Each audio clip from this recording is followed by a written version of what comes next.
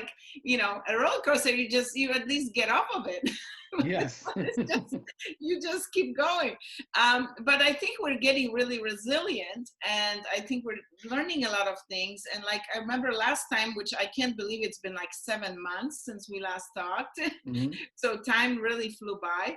But a lot of the things that you said, I remember because I listened to it yesterday again. And you had some great tips, which I really took to heart, actually. And I wish I had implemented more of them. But I remember you talking about lists and talking about, having the separate space, which is great, which I do have that.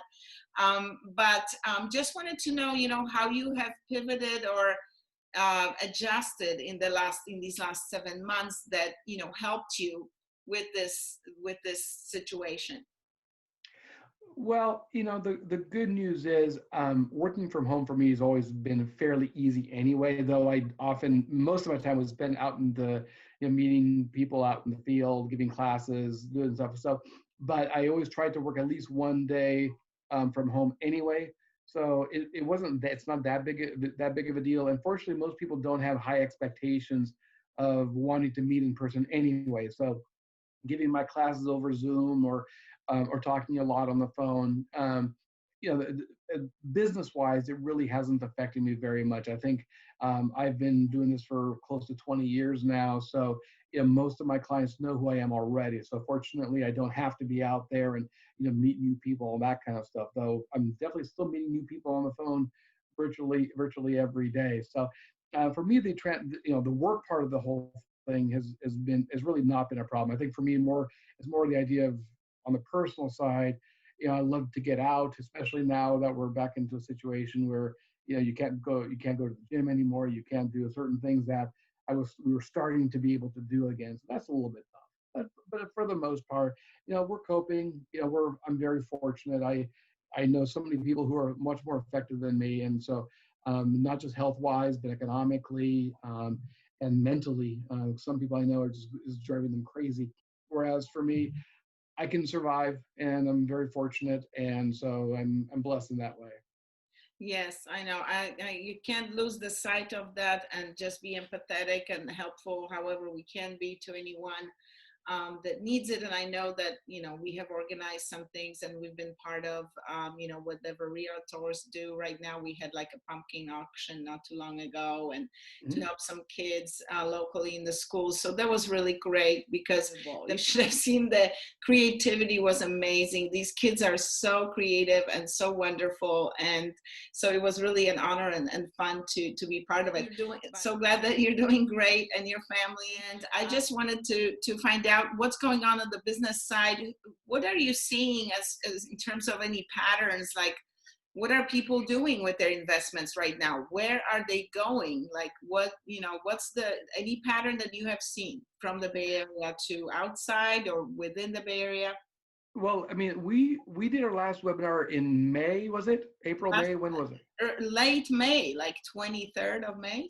Okay. And the reason I say that is because, when the whole shelter in place started, when I started the beginning of our current situation in mid-March, the real estate market really took a hard hit, and exchanges also took a very hard hit. And by the time you and I had spoke the first time, exchanges were not dead by any means, but definitely had taken a large hit. Well, it's been interesting because since I would say mid-June, real estate has rebounded and the exchange market has just gone to town. I'm as busy. I'm probably busier now than I maybe have ever been, which is wonderful. And we were wondering if it was just a temporary boom, temporary bump just to recover. And it really hasn't been. Ever since mid-June, I've been very consistent in the number of deals I've been doing, very busy. And even this time of year, which typically we start seeing some slowdown in November, December, and definitely into January. I mean, so far, no slowdown at all. And the way it's looking, I may have my best January ever. I mean, things are really moving. Initially, what happened was commercial real estate had really slowed down, especially apartment buildings and retail and those kinds of things, which we do a lot of as far as exchanges go. That has definitely started to rebound, especially apartment buildings. We're seeing a lot more transactions on that. I think initially one of the big problems was lending was getting very difficult because we were very much afraid of people, tenants, whether commercial or residential, not paying. Office buildings were going empty, and office still is pretty slow in terms of commercial real estate.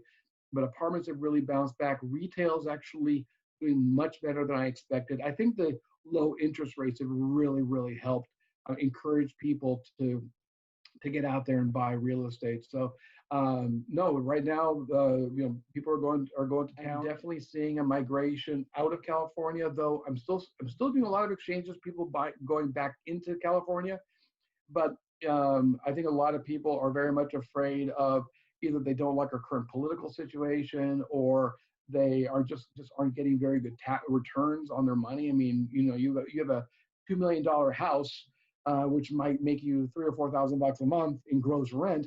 That $2 million in an apartment building somewhere outside California is probably going to generate 3, 4, 5 times the revenue.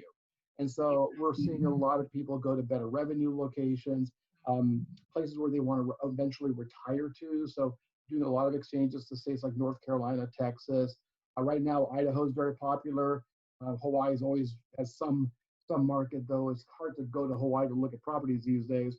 But no, it's we're definitely seeing transactions all over the place.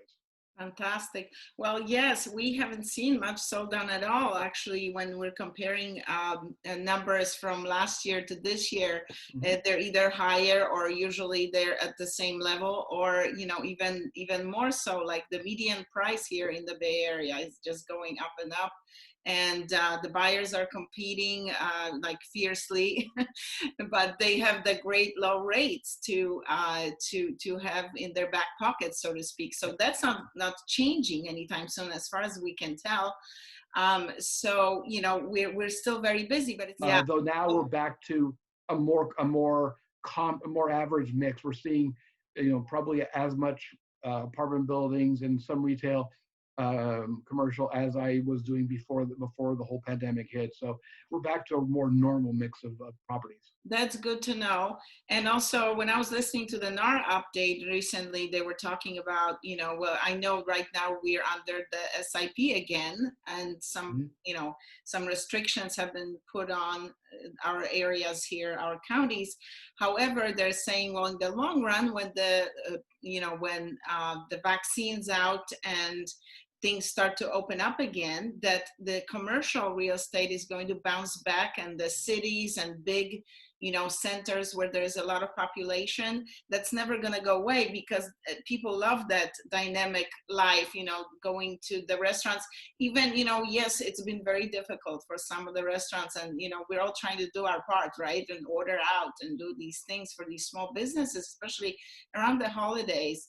And even ordering things rather than going to Amazon, ordering gifts from the local businesses, and they're happy to help with anything they can. So in any case, it looks like it's going to bounce back. And what NAR's saying, we are going to be a huge part in helping the economy bounce back because of all the construction and everything that real estate is doing. So that's very promising in terms of, moving forward. We see a lot of that happening, and all the indicators are really not concerning as of now yet, right? But we don't have a crystal ball, so of course we're working with what we have. The only thing that we are really that we could be happier about is the inventory, because we are so low on the inventory right now. So speaking of which, we did discuss this briefly before we went on air, and we were talking about the Prop 19. So I was just wondering if you see that in our future, if people are going to move off the fence, so to speak, a little bit because of Prop 19. I think probably you're going to see a lot more real estate movement because of it, for a couple of reasons. First off, a lot of people and this is, obviously there are two major aspects of Prop 19. The first one has to do with people over the age of 55. Now you can move to a new location and anywhere in California now. You can even buy more expensive properties now and still get some benefit of keeping your old property tax basis. because you only have to pay tax on the difference, the new property tax on the difference between what you sell and what you buy.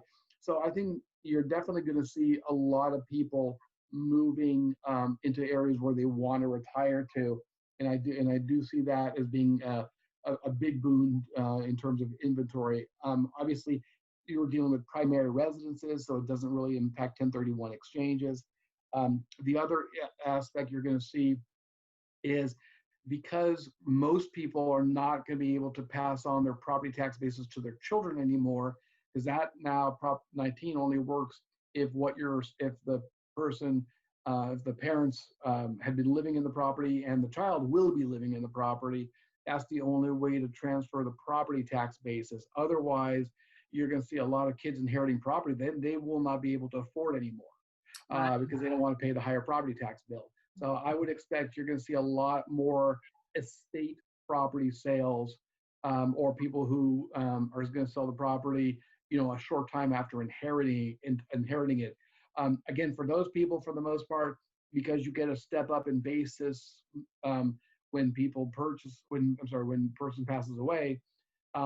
Again, most of those people are not going to have very large tax liabilities. So again, I don't see that affecting the 1031 market, but I do think it will help real estate in the sense that, right now, especially, lack of inventory is really problematic.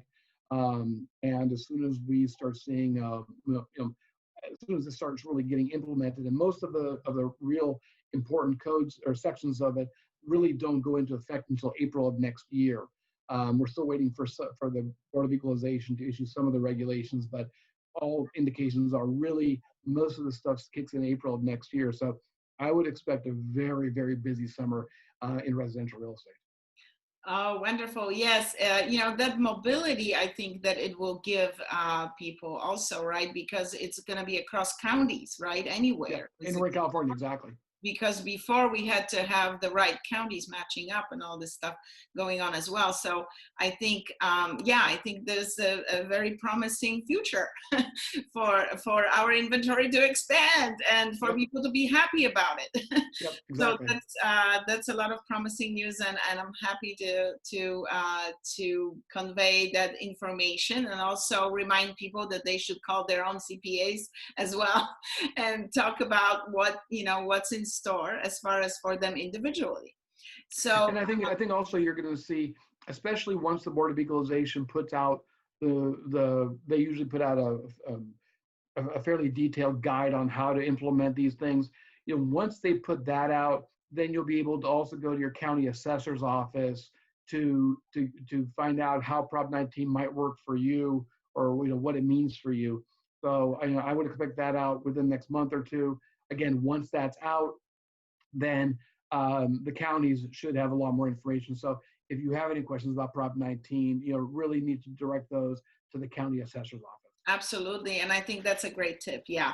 Then they're going to be happy to answer those questions. I'm sure.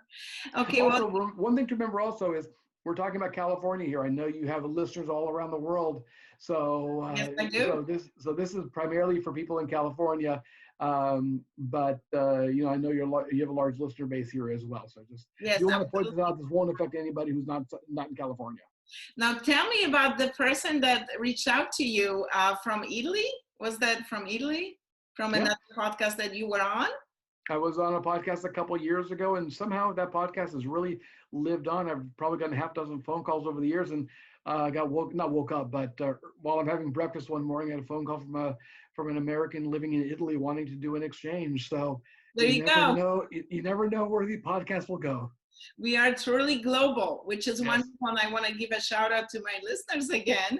I am really tickled about that, and it's wonderful. And, we do need to stick together. This whole world right now, I don't think we've ever really had something like this in common. Unfortunately, it's not all good, right? It's not good, but on the other hand, I think it is bringing people together because we are seeing how alike we are, in a lot of ways.